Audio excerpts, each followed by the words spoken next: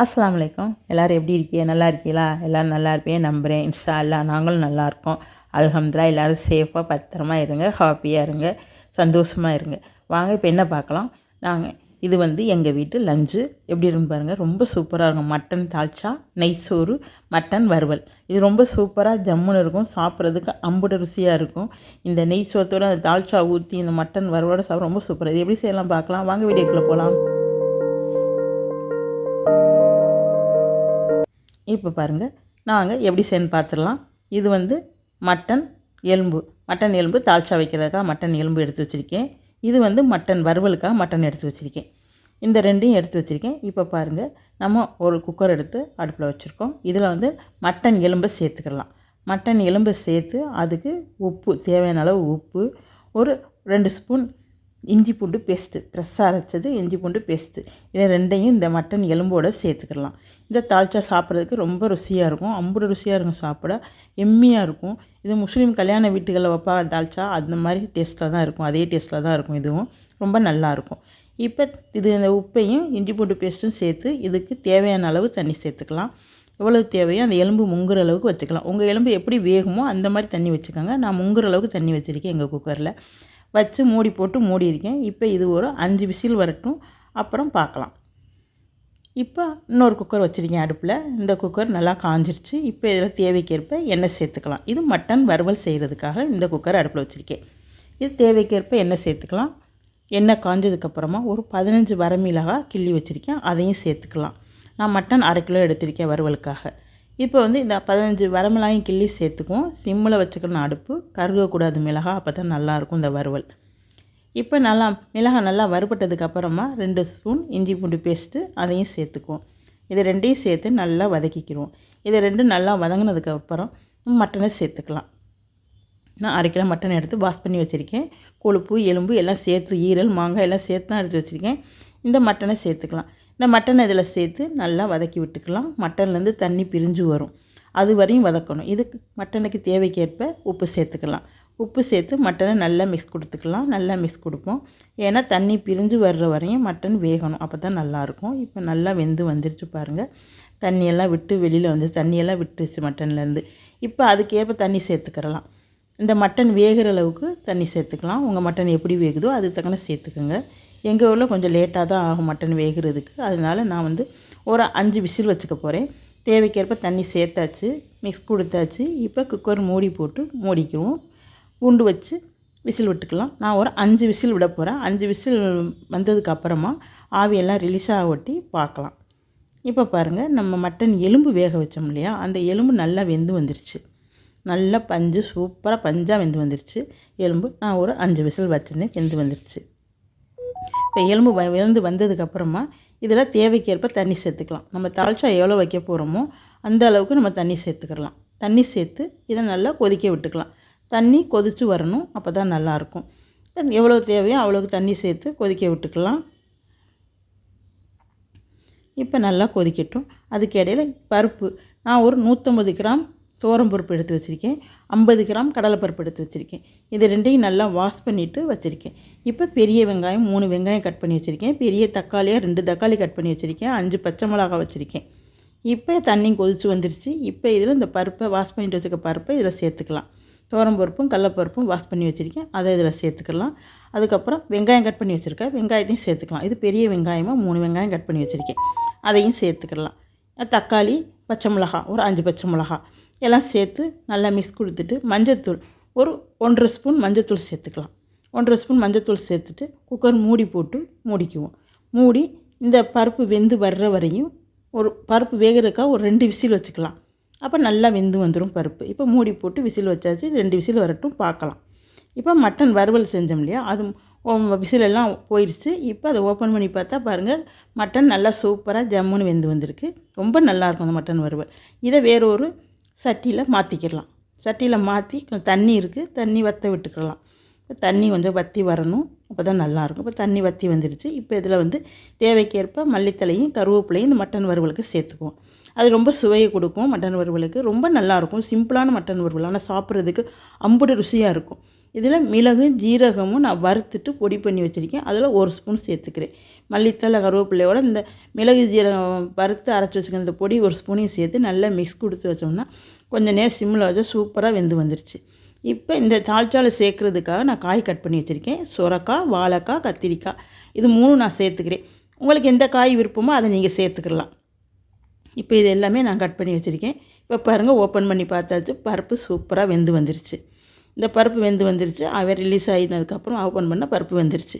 இப்போ இதில் இந்த கட் பண்ணி வச்சுருக்க சுரக்காய், கத்திரிக்காய், வாழைக்காய் இந்த காய் எல்லாமே சேர்த்துக்கணும். நீங்கள் விருப்பப்பட்ட முருங்கைக்காய் சேர்த்துக்கலாம், எது வேணாலும் சேர்த்துக்கலாம், ரொம்ப நல்லாயிருக்கும் தால்ச்சாவில்.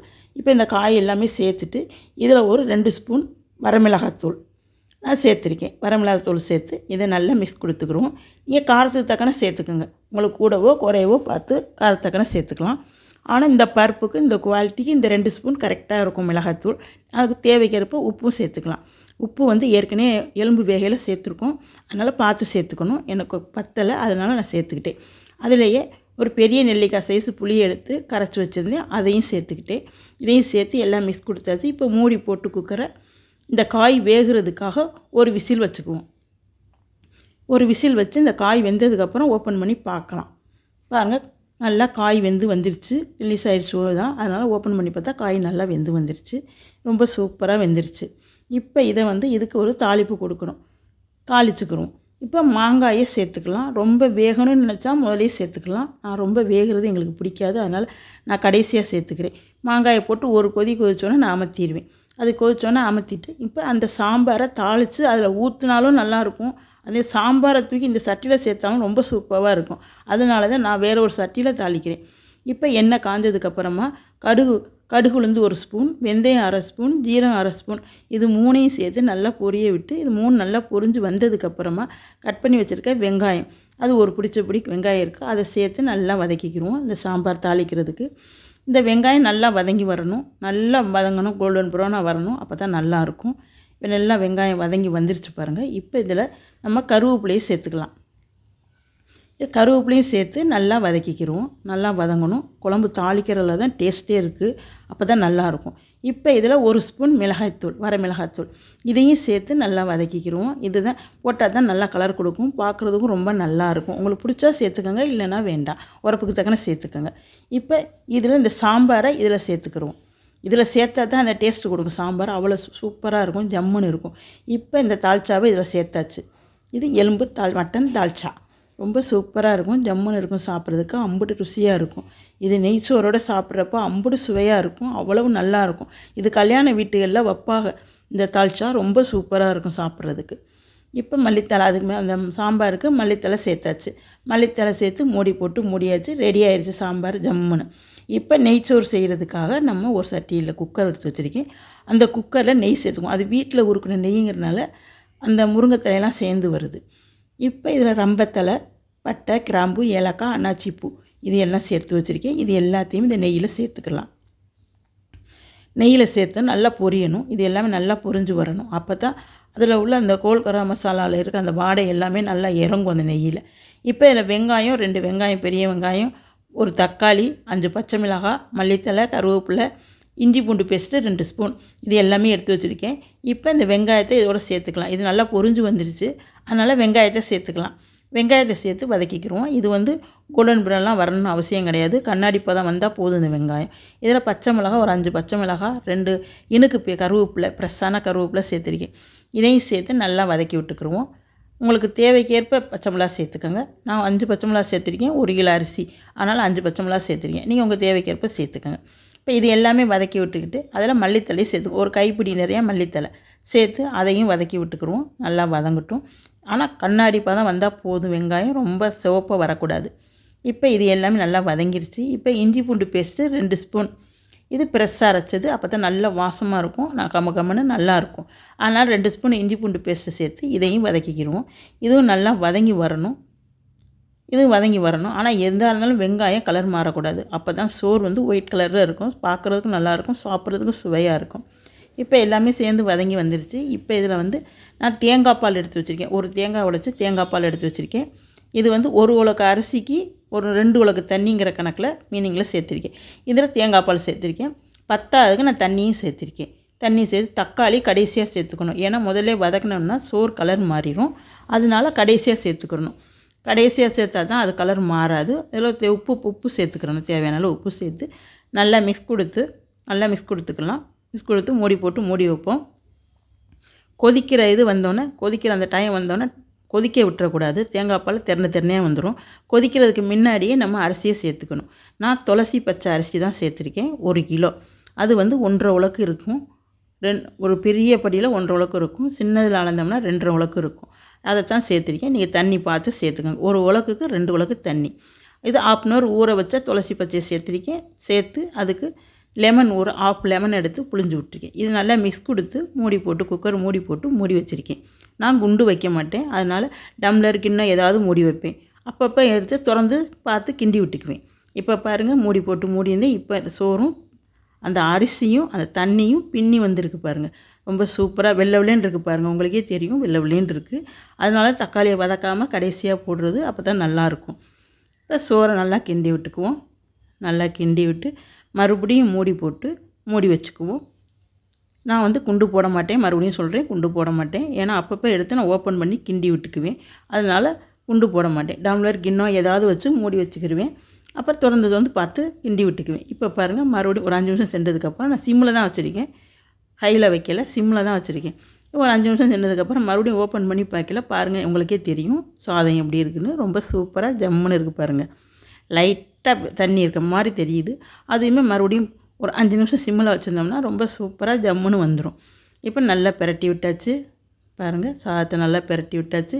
இப்போ அமுக்கி விட்டு நல்லா அப்படி சுற்றி அமுக்கி விட்டுணும். அப்போ தான் அதை வந்து காற்று போகாத அளவுக்கு தான் சோறு புழுங்கிக்கிறோம். அப்போ தான் நல்லாயிருக்கும். மறுபடியும் மூடி போட்டு ஒரு 5 நிமிஷம் சிம்மில் இருக்கட்டும். இந்த தண்ணி பிசுத்தன்மை இருக்காது. சுத்தமாக இல்லை சோறு பொழுன்னு அவ்வளோ ருசியாக வந்துடும். இப்போ பாருங்கள், ஓப்பன் பண்ணி பார்க்கலாம். இப்போ ஓப்பன் பண்ணப்போ பாருங்கள் சோறு எப்படி இருக்குன்னு. ரொம்ப சூப்பராக இருக்கும் பாருங்கள். உங்களுக்கே தெரியும் ரொம்ப நல்லாயிருக்கு. ஒயிட் கலரில் இந்த நெய்ச்சோறு ரொம்ப சூப்பராக ஜம்முன்னு இருக்கும். ரொம்ப சுவையாக இருக்கும். சாப்பிட்றதுக்கு அம்புட்டு ருசியாக இருக்கும். இந்த நெய்ச்சோறு மட்டன் தால்ச்சா மட்டன் வறுவலோடு சாப்பிட்றதுக்கு அம்புட்டு ருசியாக இருக்கும். ரொம்ப சுவையாக இருக்கும் சாப்பிட்றதுக்கு.